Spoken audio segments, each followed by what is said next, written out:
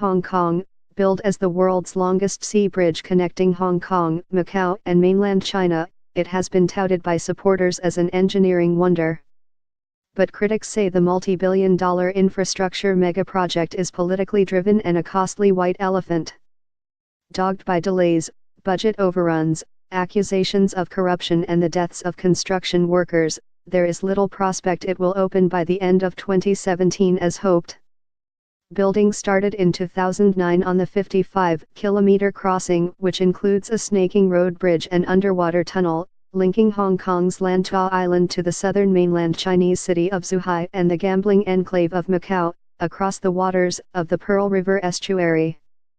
Officials say it will boost business and cut travel time, but opponents in Hong Kong see it as another attempt by Beijing to tighten its grip on the semi-autonomous city.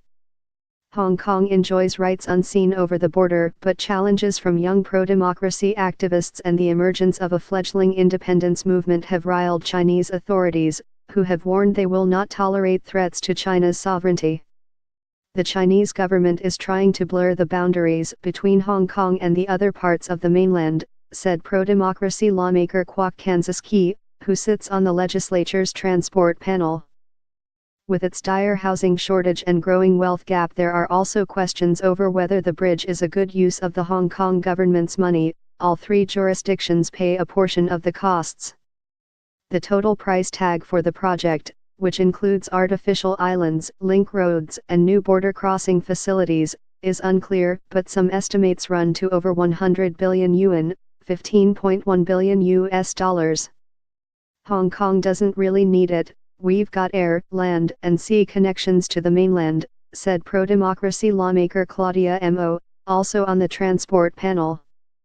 To Beijing, it's one big gigantic symbol to link Hong Kong to the mainland.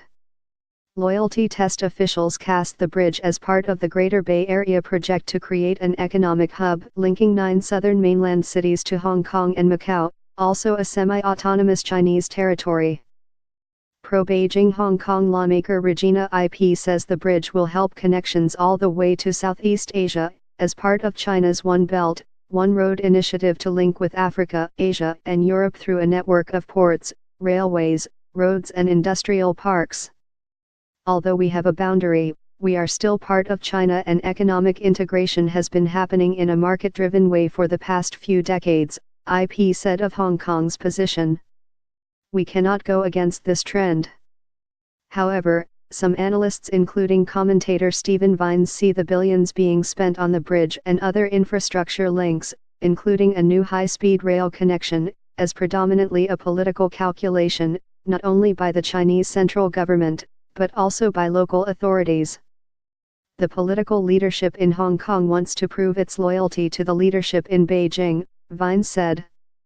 Ip told AFP she expects the bridge crossing to open in the first quarter of 2018.